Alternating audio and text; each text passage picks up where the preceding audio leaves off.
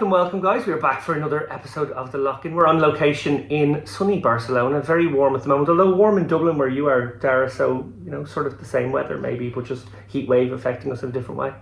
Yeah, I've just got off a call with my wife and she was complaining about the heat, but apparently it's only 25 degrees back in Dublin, but that's of course a heat wave in Dublin. No aircon, that's the big difference. Aircon, and also much more humid as well. So yeah, I mean, I haven't found it unpleasantly hot here at all, I have to say, but then I have this unusual thing where even though I don't like the heat, once I'm in a place a day or two, I'm actually fine with it. Yeah, this isn't going to be about just the weather, guys, don't worry, we are going to talk some poker. So we have been here for about maybe 5 days already. Well, I think Dara's been here 4 days and I've been here 6. Yeah. Well, actually, I got here late Thursday, so this is only Thursday, Friday. No, it'll go out later. You can't tell exactly when it is. Suffice to say, it's before the EPT and it is after the Estrellas, or at least after our participation in the Estrellas. It may be playing its final table today in real time. It's been a really fun festival. Obviously, Barcelona is one of the great destinations for poker. I think we're delighted to be here again. And going to, in this video, hopefully show you a few of the sites. We've been neglectful with some of the sites and some of our more recent on location. In fact, some of our on location lock-ins have not even been on location. We've just recorded them in our houses when we got back from the trips. Yeah, that's kind of dependent on how the trip's gone. This one's going well enough. Yeah, so we're doing good. There's a little bit of enthusiasm, yeah. Yeah, we realised very quickly that we didn't do one from Vegas because we were so over Vegas and we weren't making really nice deep runs all the time. Whereas Dara has been cashing everything so far. So then Dara was like, "Yeah, let's do it." Yeah, and you had a deep run in the Estrellas main event. Yeah, I mean, on that Estrellas main event, that was the first event that I played. Was it the first? No, it wasn't the first. You'd actually catched another event already, I think. I played 2. I played the 1K, which was a very much a locals field. It was sort of before the people really came in, because obviously people sort of target the Estrellas as their first event mostly. So I got in a couple of days early. I was given 1 week only by my missus. So in I came, played that one, built a little bit of a stack, but then bust well before the money. And then jumped in the hyper and managed to come 15th in the hyper. But that was I built a big stack and I had heaps and I was probably the chip leader at one point, but then your chip lead about 9 hands later becomes an average stack and about 5 hands later becomes a really short stack and then it's all over. Yeah, I pretty much had that experience yesterday in the hyper. Looking down at my stack well from the money, thinking this is already a well above average stack when the bubble will burst, and of course then, yeah, like you said, 10 hands later suddenly I'm short and I'm shoving all in with King Jack and I'm gone. I mean, that's fine, the structures are supposed to be fast anyway inside events. It is a very good structure in the main event, and obviously the EPT main, which I'll be playing later, has an amazing structure. So that's got a great structure, I love that one. Finally on the hyper thing, because you might notice that Dara and I have been squeaky wheels in the past about not playing those hypers because they rake them fully in the past, but credit to Stars, they listened to a bit of feedback. I know actually they took our feedback very much to heart. Yeah, it would be... I guess I'm not supposed to say. I guess if Stars had told me that they changed it specifically because of what I wrote after Prague, that would be not nice. So I won't do that. But, no. But needless to say, those blogs were influential, and I know Toby Stone in the team was certainly observant of that. He probably did spot that was the one maybe egregious bit of rake left in their schedule, and they did repair that. They now rake it at 5% plus the dealer fee, so much more fair for 10-minute levels where you play 3 hands a level.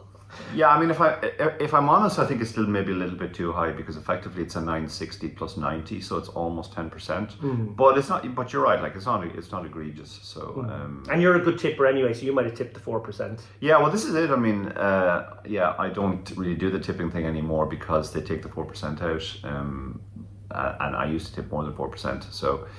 They've lost out on people. They've lost on you, but they've gained on me because I was a 2/2.5% tipper. Yeah. So they've done well out of me. Yeah. I also, the dealers have had a couple of hard years as well, so you can't really begrudge them extra bit of money.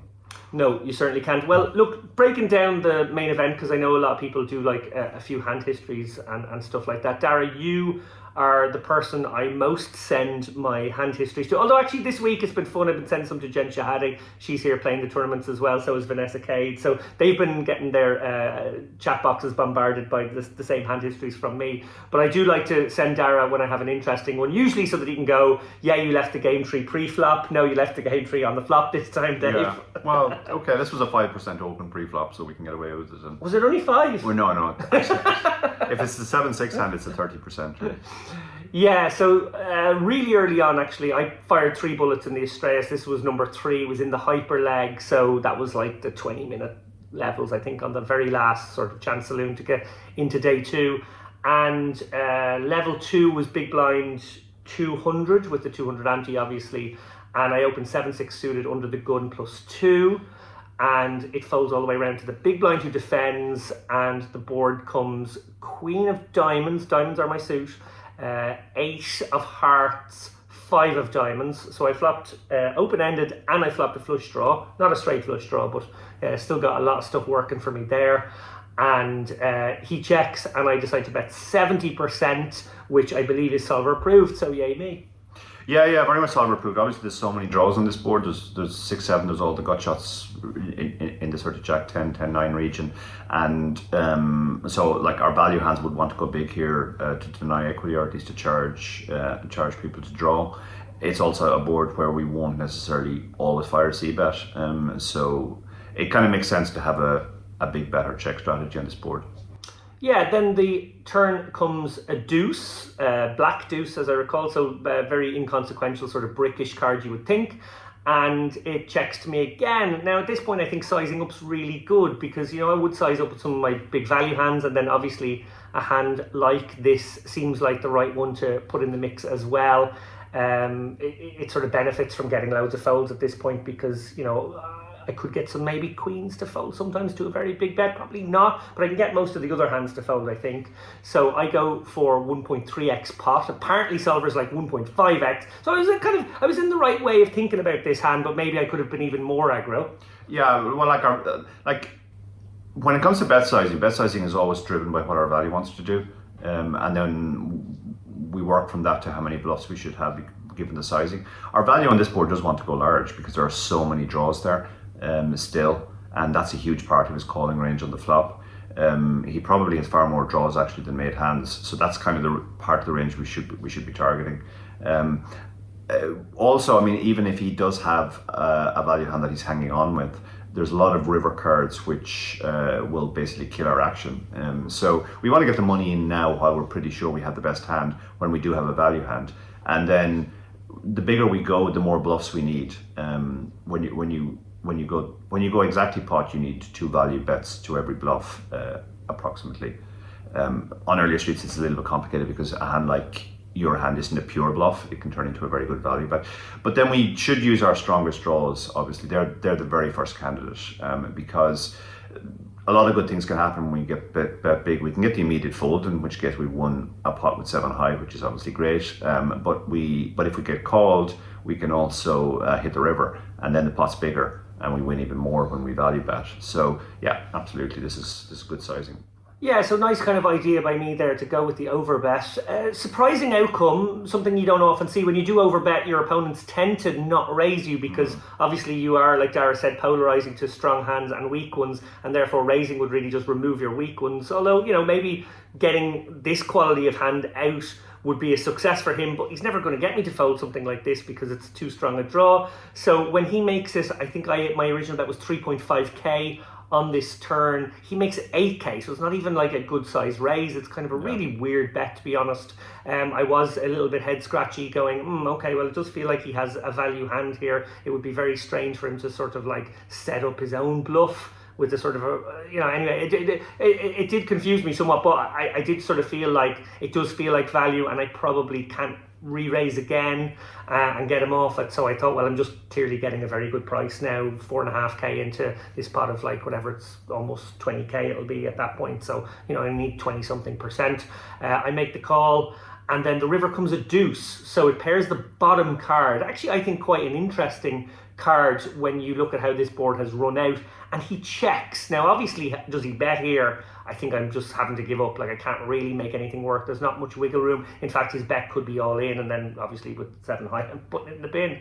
But he checks, and that sort of opens the door for me. The pot is around 19.5k, and I think we had about 19, 20k left in the hand. So once checked to, I did think, well, this is kind of interesting. You know, obviously he could have some misdraws. He could have been setting up a draw himself. Once I called, maybe he just bottled it. He just got a strength read off me. But I then can't just show down 7 high because that's never going to be good. So I need to sort of get him off those hands anyway. But then I also thought about, like, well, maybe what value would he have done this with? And there was a reasonable shot he could have got counterfeited here, I thought. In his mind, had I got aces or kings, which I would maybe take this line with. So I figured, actually, I think I could make a believer out of this man and go for it. So I did, and he does fold, and he actually folded reasonably quickly. So it is almost like in his mind he figured he got counterfeited because he turned over the 8-5. So he had made, you know, sort of middle 2 pair, if you like, on the, well, flop bottom 2. Turn became middle 2. Obviously felt like his hand was good then, which it was and would be against my overpairs, but then would have got counterfeited. So he did get sort of spooked by that. I guess I did show a lot of strength in the hand. My draw was so big I was able to show a lot of strength. I think if I was pretty trivial, to be honest, because he is beating absolutely nothing now. Yeah. I mean, even your Queen X has counterfeited him, so it doesn't have to be aces or kings. Yeah, it's. I mean, I think you ran into the one hand maybe that folds, but in this spot, when check 2, you absolutely have to find bluffs, and this is absolutely the best bluff because we're right at the bottom of our range with no showdown.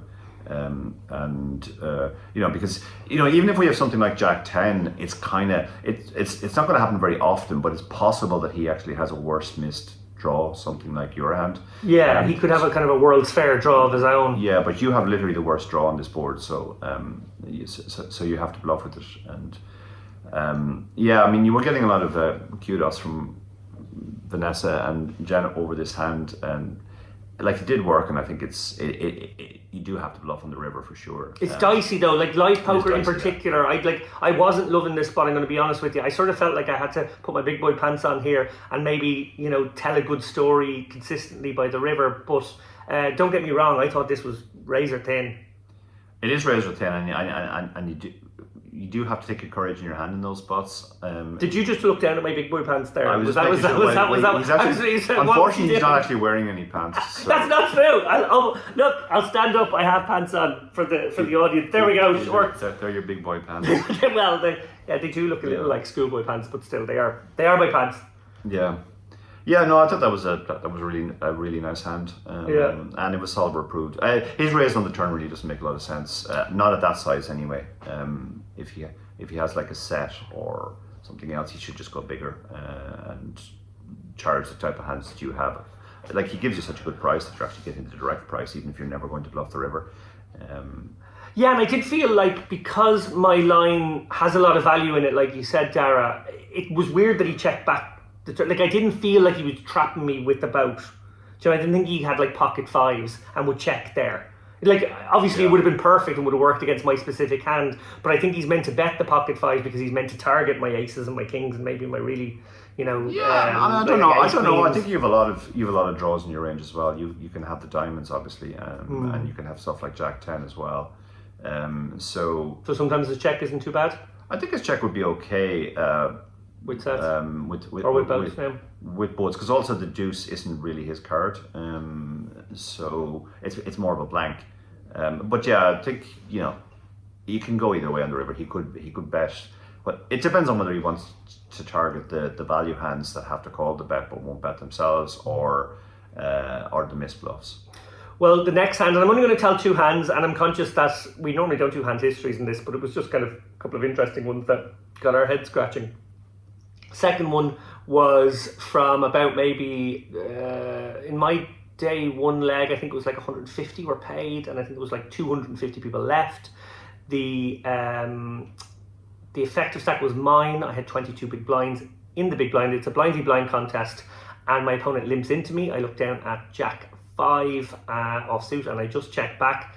Dara pointed out to me that can make a sort of like one of my bluffs. It's kind of one of the hands that, like, the jack, I have a bit of something going on for a raise, that if I do get called, I might be able to proceed having made some sort of okay hand. But also it just kind of works as like one of your trash hands that you can throw into a raising range. Yeah, it's such a trashy hand. Like it does block some of the traps, like ace, jack, jacks, etc. So it has, but it's such a trash hand that it's the kind of hand that if you're raising, get shoved on, you really don't mind folding. It's going to be in terrible shape against that range, so you might be actually saving yourself money.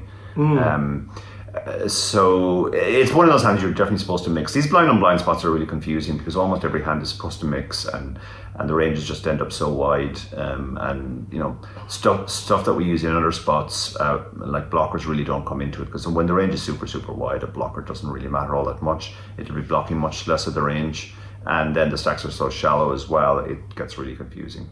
Yeah, that's a really good heuristic there to bear in mind regarding the wide ranges and the blockers. Nice one there, Dara. So, yeah, I do actually just check back here in this spot, and we go to the flop. The flop is King 8 rainbow. My opponent fires one big blind, the minimum bet, and I call. Little sticky already, little maybe solver not approved already. I know this one's pretty close, because you obviously can be good with jack high a fair amount, but it is sort of playing with fire already. We're sort of we're hanging off the game tree, maybe we're just dangling off a branch. Yeah, it is fine. I did look at this in the solver, and the solver mixes it. If we always call this hand, we're calling too much, which is not surprising given that we have Choo Lap in here. But if we always fold this hand, which I would have done, I have to say, then we're folding too much, and people can exploit us with these limp stab lines. So you're saying what you want is a fusion of the two of us, Dara? A fusion of the two of us, yeah. You want a chip race approach? Yeah. The reason I would fold in this spot is that just we have so many better hands. We have stuff with backdoors. We have, in fact, any suited hand that isn't the missing suit on the board will have a backdoor flush. We have backdoors around the 8, stuff like 10-6 even can hit a straight. Jack 5 is just a little bit wider, and it's like no matter what we hit, we're not going to win a very big pot. So in a tournament, while recognizing that I'm overfolding by overfolding this, I would always fold this hand. Yeah, no, it seems pretty reasonable. Obviously, I didn't do that though. Turn comes a 6 of spades. It brings 2 spades. I think one of the kings was a spade. So that's King 8, 6, 2 spades. Now he bets 40%. So, little size up compared to his flop bet, but kind of more or less in the same ballpark as his flop bet. That sort of 1/3-ish type of size. And again, I get sticky. Now, this is probably where whatever little twig of the game tree I was dangling off, I've now fallen to the ground. Yeah, absolutely. I mean, this is a pure fold. I mean, this is a garbage call, really. But garbage call, everyone. In solver world, in exploit world, against somebody who might be over bluffing, then you can always justify it. But I find these spots. Oh, and I will do it. I find these spots annoying, because when you say to somebody, well, this is a fold, and then they go, yeah, but this guy's over bluffing. It's like, well, then you can justify pretty much every call. Do you hear that, guys? You can justify every call. Call everything, but. Yeah, I just don't understand this call, really. I just don't see. Again, we have so many hands that have improved, and this is not one of them. And this is a hand that even if we hit the river, we're not going to be able to value bet with confidence. Gets worse, guys. Gets worse. Yeah, I mean, his size is interesting because most of his betting on the turn should be at a bigger size. Most of his King X wants to bet big so that they can get all in on the river. But then I think he does have some weaker hands like the 8 and maybe some 6X as well. If he started bluffing with something like 9-6 because of the backdoors and he's hit a 6, he can do this small bet as well. So I think he should obviously be protecting the range with some King X. King 6 would make a perfect one because that would block the board so hard. So he's kind of basically saying, I either have nothing, I have a weak hand that I don't want to put a lot of money into, but I still think I can get value with, or I'm protecting that range with a king. And I just don't see the point in hanging on with Jack 5 again. I know I'm repeating myself here. No, so anyway, completely disregarding Dara's post-mortem advice, didn't get it in game, so, because that would be cheating. So I just, went with my own instincts here and did go for the call. Obviously, I'm in a super dicey place right now. And the river comes an ace. So it's an offsuit ace, so it doesn't complete the backdoor flush. And now he bets 65, 70%, something in that region. I think it was like 68%. And that was a head-scratching bet for me because I sort of expected him to go large or very blocky. Yep. And I was really weirded out by the middly size. The middly size sort of confused me and actually made me really kind of emboldened that my read all the way through while completely leaving the game tree might be onto something, and this guy might be a scallywag, to use a phrase that you've used a few times this week to speak about. A lot of scallywags in Barcelona this weekend. I thought it might be scallywagging, and I did put in the call. Now, I know once we completely leave the game tree, there's almost no point in doing any solver-based analysis anymore. So maybe just wing it or hit me with something, Dara. I don't know what you do at this point. This is a very confusing size. He's not really supposed to use this size. Exactly as you said, he's supposed to either go very big and polar with his king X and his best bluffs, or he's supposed to bet a smaller blocker size with hands which can get value from worse, but can't get value from a big bet. So those are supposed to be his two sizes. This size doesn't really make any sense. If we look at what we're supposed to do against those two sizes, like Jack 5, if we have it in our range, wouldn't even be a call against the small size. So against the bigger size where we're supposed to fold more, that suggests we should be folding it even more. Against the smaller size, our queen highs mix. Some of them call, some of them fold, some of them turn themselves into bluffs. So I guess queen 5 is the closest hand we could look at to Jack 5, and queen 5 either folds or turns itself into a bluff against a smaller size. So it doesn't think it has enough showdown. So I think if I was considering continuing, and I thought the guy was scallywagging, I would actually raise here. Just in case. Yeah, because he could be bluffing with a better hand. He could have something like Jack 10 or a queen, which he's now turning into a bluff. And we'll get all of those to fold if we raise. So my only raise really would have been to go all in here. His 70% bet type of thing represented about... it probably meant that half my stack was in already, so to put the other half would have been the logical remaining bit, and maybe could have done it that way, but I didn't. I went for the really thin call and hoped that my read on the situation and the dynamics was good, even though I knew I absolutely acknowledged this was street poker and I had sort of left any fundamentals behind a few streets back. And fortunately for me, he did have 9-3 off, which actually means that he might have played the hand even worse than me. That's the one consolation I took. Absolute pure scallywagging, yeah. I mean, his bet on the flop's probably okay. The limp stab is reasonable, but he has so many better continues, and then his sizings are just weird as well. So yeah, it's. I mean, these spots, like, we can look at them in solvers and say, well, this is a garbage hand, but if you have a very strong read, it's fine to go with it as well. Anytime your intuition is trying to tell you something, trying to get the message to you that, look, I know this is never a call, but maybe we should think about it in this spot. My experience is that more often than not, you'll be right in those spots. So, trust your read if you have one, and you obviously reap the benefit in this hand. Yeah, and I think probably on balance over my career, I've been a reasonably good reader of the game. I always feel like it's a very dicey situation because you can, if you ever let yourself believe that you're like a soul reader and too great at that aspect of the game, you really open the door to give yourself justification. There is a danger because this is a sample size of 1 as well. Like, he literally turned up with the 9-3. Yeah. In a lot of worlds he's going to turn up with a king. In a lot of worlds he's going to have a pair. A lot of the worlds he's going to have a queen high, and we're going to feel really. That's going to be maybe he'll muck the queen high for me. Maybe he'll muck the queen high, and that's the only way I get that one through. Yeah. So yeah, that was the story of sort of how I made it kind of up to bubble-ish territory, got through the money fairly handy, actually built a little bit of an above average stack. I got fortunate enough, even though I didn't have a particularly big stack at the bubble, but I was covering most guys at the table. I think I covered all but one. We were just all quite short, so I did manage to chip up a little bit around the bubble. Got to about 280k. Dara, I think you were sort of like rocking maybe 100k around this period across the room from me. And then once day 2 got going, I just never got going, to be honest. I just stayed in the 16 to 28 big blind zone for the entire day, never left it. But I thought that was kind of a lesson, Dara, because this is something we talk about a lot. We obviously feel like we're in our wheelhouse, sort of 30 bigs and below. It's sort of where we play 95% of our poker as tournament guys, particularly tournament guys online. So you kind of have your fundamentals. I appreciate that I left my fundamentals behind in one particular hand. We do have good fundamentals on that kind of stack.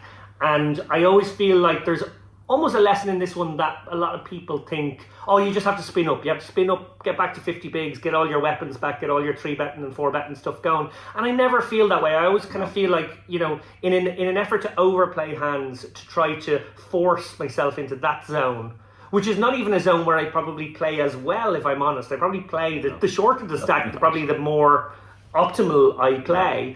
So I always feel like, well, it's just fine. You can just play 25 big blinds and get your couple of raises through, get your reshove through, and just keep at 25 bigs. Even though the blinds are going up, you can stay at around that blind level for days. I did it in the main event last November for like 2 days. I think it's something that maybe is a tip for you guys out there, that don't get panicky when you're in the 15 big blind zone, 20 big blind zone. Don't feel like you have to get back to the average stack, whatever it happens to be. Just play the cards that come to you. You know, you might get the double up and get back to it anyway. But I always feel better when you have that sort of stack anyway, because I know you played very well. And when you have lots of chips, as you had, for example, in the equivalent event at Prague, I'm like, oh, it's probably not going to cash, which is also what happened, incidentally. You just, I mean, rightly or wrongly, and this might be unfair, but I do feel you can get a little bit spewy sometimes when you have 100, 120 big blinds. Oh, I would totally agree with that. And you start thinking you can push people around. Yeah. And poker doesn't work like that. I mean, if they all have 20 bigs and you have 120, you're still playing 20 big blind poker. And if you're playing too wide and trying to push people around, they will actually end up exploiting you fairly badly. So, and so that's another tip. Like, this is why I always tell my students, like, study 40 big blinds and under, because that's where all the important stuff is played. It's all very well when everybody has 100, 200 big blinds at the start, but even if you win a 10 big blind pot, that's still only 10% of a buy-in in value. All the value comes later when the big money decisions are being made in and around the bubble and then deeper into the money. Anyway, we got to the end of the day. We bagged up day 2 with a below average stack, but pretty healthy. It was kind of in a good spot, to be honest. I think I had maybe over $1 million. And then day 3 started quite well, to be honest. I managed to get up to 4.5 million quite quickly. I would actually describe day 3 as quite a card dead day, but crucially the 2 premiums I had, I got full double ups both times. So that's a kind of a run good right there, is that like I got the value when I had it. I think I had kings hold against ace king. I had queens hold against 4s. And then I ended up on Andy Wilson's table actually for a lot of day 2. He was in the field still in day 3. He's a fantastic player. Shout out to Bowie Effect. He put me in the bin a couple of times. I was very conscious of not opening into his big blind with the same range that I normally would, because I did feel like he had a big post-flop advantage against me, and I didn't want to put myself in that situation. I also got to play with Jack Sinclair, good friend of the show's. Jack was on my direct left actually when I bust. I arrived to his table with maybe 50 to go.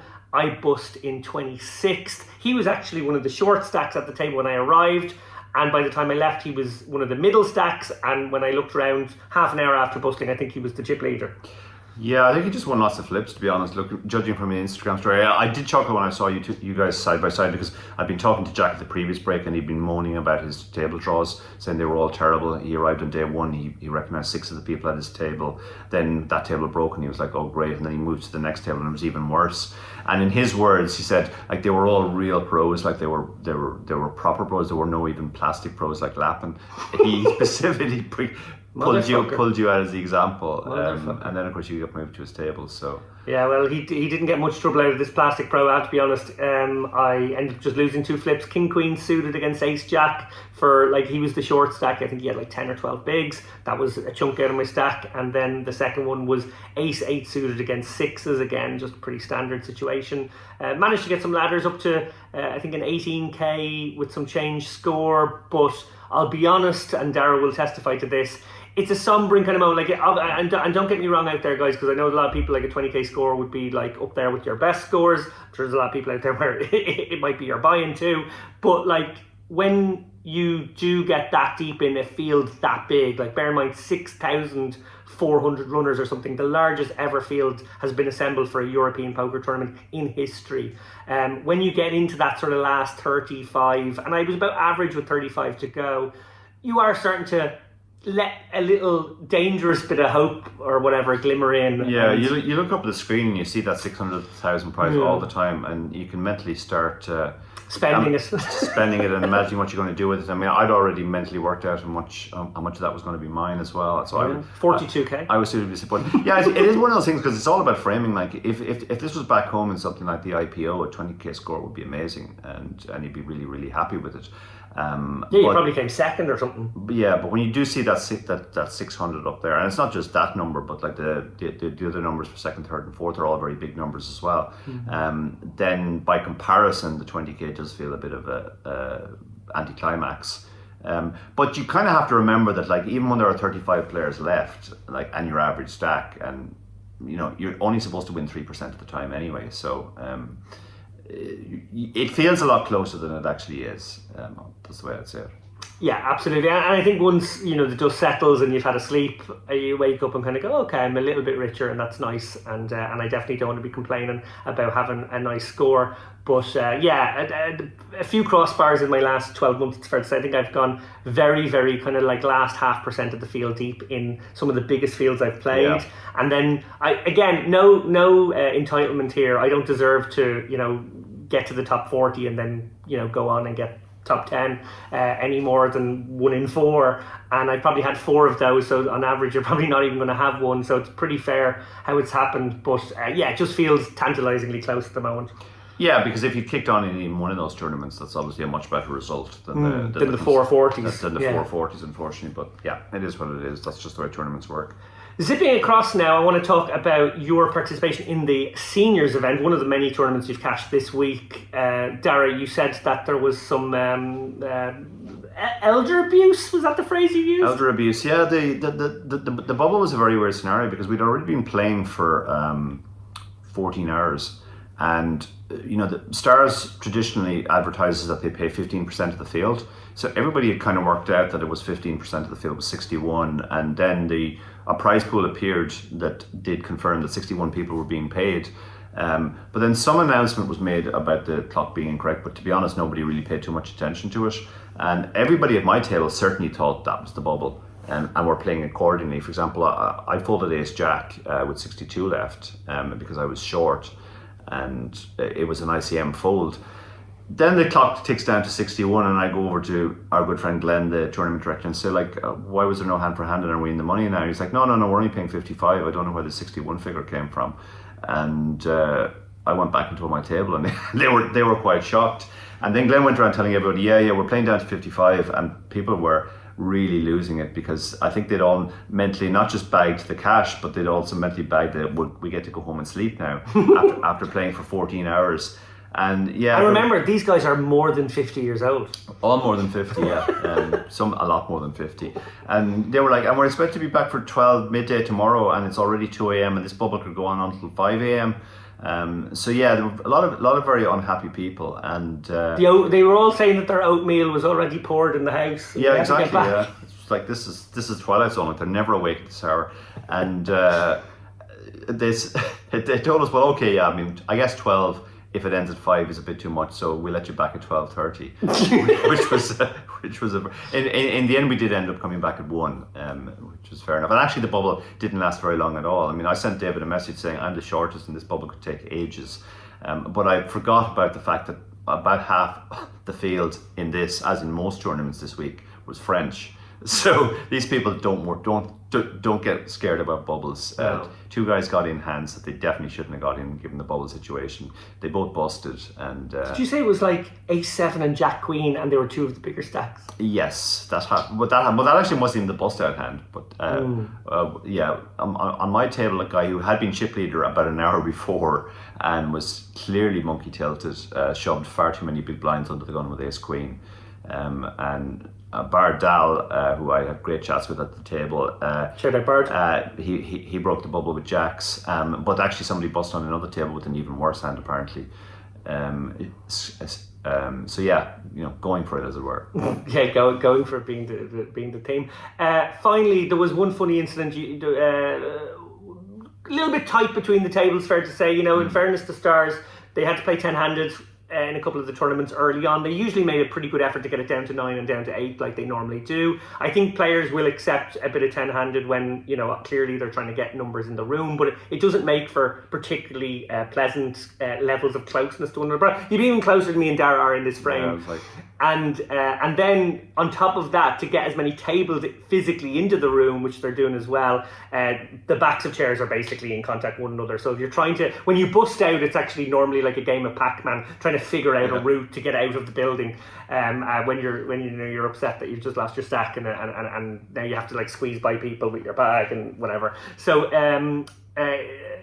that is a scenario that's not very pleasant. But one thing you have to do in a poker tournament is you have to move tables sometimes. You get moved because you're in the big blind and you have to go to the table that has a couple of empty seats, or you have to, break your table and off you go traveling. And again, you're having to somehow get through these little narrow gaps. And I believe a guy arrived to your table and something rather unfortunate happened. Before I get onto that, I have to say I felt I was okay with how close the tables were together until they pulled away the curtain from the stage area and they revealed that there's a massive blank area in front of the feature table. It's like the feature table is taking up half the room. They could definitely have got some more tables in there. So that's what. But anyway, make your studio just a tiny bit smaller size. It's so ostentatiously massive, and then we're all cracked. Yeah. So we have an empty seat on our table, and I see the table over there breaking, and I see the players starting to spread out, and they're all doing the Pac-Man thing of trying to get to their new table. So I see the guy who's probably coming to us, and he's going like, yeah. But it looks like he knows that he's about to be the big one. He's dodging it because he's doing it. Yeah, but he's actually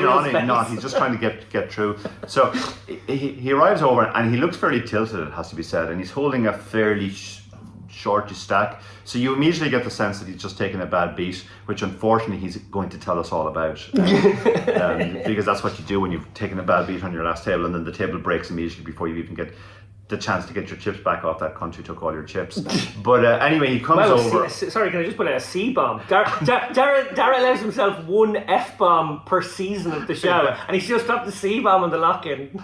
So he arrives over, he's holding his chips like this, and he's looking around like he's lining us all up to tell his story, and he just drops his rack nonchalantly on the side of the table, and it kind of bounces, and the chips just spray in every direction. They're rolling, and remember how close together the tables are again, so he's now going to have to go, and you can literally see he's going again. He's just where are they? There's too many different directions that he has to register. There's one there. Yeah. William Cassous putting his foot over one over there. Yeah, I did that. I did say that. Yeah, so he moved from tilted. I'm about to tell a bad beat story to now I need to reassemble my stack.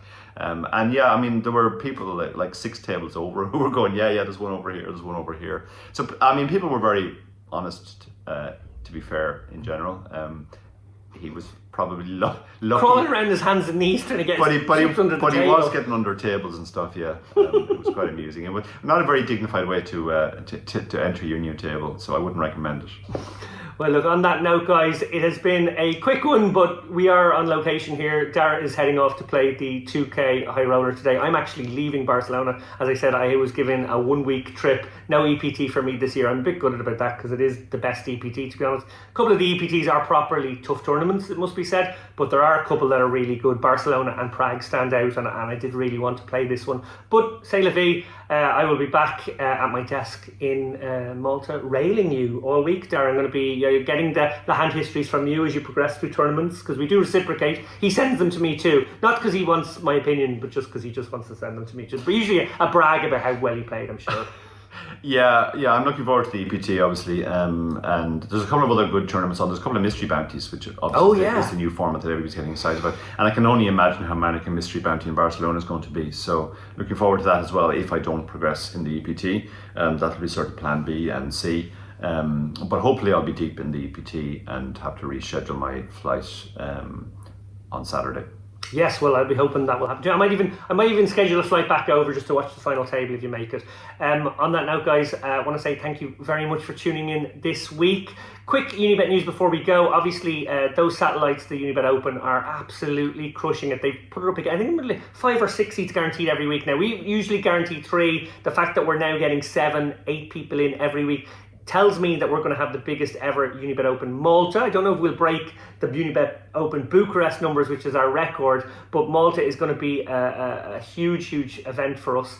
It's going to be at the end of September. There is a mystery bounty. Very importantly for us, Dara just mentioned mystery bounties there. The chip race mystery bounty is going to be the main side event. So if you do bust the main, you can jump into that one. We are at the moment knocking on the door, breaking down the door at Unibet to ask them to put some satellites to the chip race mystery bounty on the schedule. I think they're going to do that in the next couple of weeks. So if you've won your seat already to the Unibet Open, you can win this. If you, well, again, this is something I have to clarify, but I'm pretty sure if you're still in the main, you can have it as cash or tourney dollars. You won't have to, it won't be a lost buy-in. But if you do bust the main, you can have already won your side event satellite, which is nice as well. It means you go out to the trip and you don't really have to spend any money, which is always a good thing. Anyway, on that note, guys, thank you so much from Barcelona. This has been Dara Kearney and David Lappin and the Lock-In. Yep. A lot of fun, and shout outs to Jackson, Claire and Andy on the final table. No, Andy bust 11th. Did he? Yeah, sorry Andy, but good luck, Jack.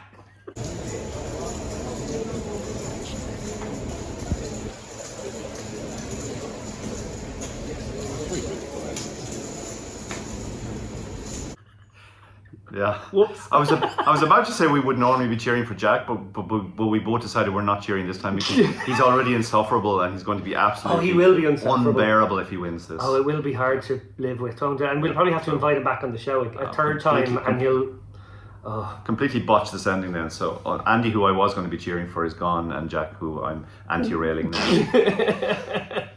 Not really, Jack, not really. We love you. Goodbye, guys.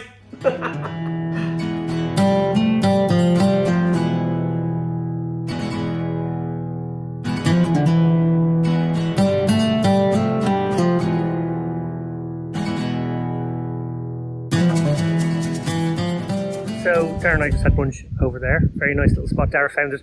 Got 4.7 on Yelp.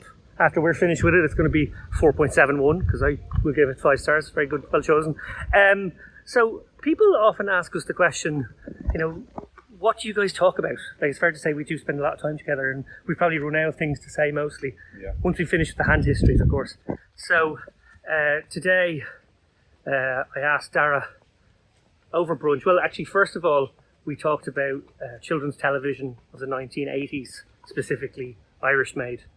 That we got a good half hour out of that. Half hour, yeah. Your mum used to be one of the big shows. Shout out to my mum. And after that, inspired by an article Dara was reading about insults and curses. And curse words and the origin of them, we decided we would write down. We're very sad. We decided we would write down the. Well, in my case, the 5 mildest insults I could think of. They're just like gentle. And then Dara would write down the 5 worst ones that he could think of for me, which I'm very frightened of what he might say to me now. Okay, I'm going to go first. So Dara, may you be badly positioned on a windy day. It's gentle, isn't it? That's no, you're not offended by that. I can live with that, yeah. It's okay. May you get the red diarrhea at a table when you're bluffing Christoph Vogelsang. Okay. Dara, may this be the time that you need to input your 4-digit code on your credit card. No one likes that. It's never very pleasant. May you spend an eternity at the live poker table of William Pursuits. Nice. May the waiter take away your drink when you had a little bit left at the bottom. May all your tables have Bryn Kenny and his horses. That's probably all the tables online. Dara, may the dealer button be drawn 2 seats to your right. So I threw in a poker one. May you end up co-authoring strategy books with an illiterate simpleton from Sheffield. And finally, Dara, may your poached eggs be slightly overcooked. You're okay with that? Yeah. That would really piss me off. I thought that I saved that one for last because I thought it was going to be the worst one. Bad one. Oh, a hard poached egg. No one needs I'm not that. sure I even noticed. Finally, may you spend an eternity in a room in Bally's with Jonathan Little. Oh, and unfortunately, that is going to lead to an exhaustive exchange of emails for our bosses at Unibet.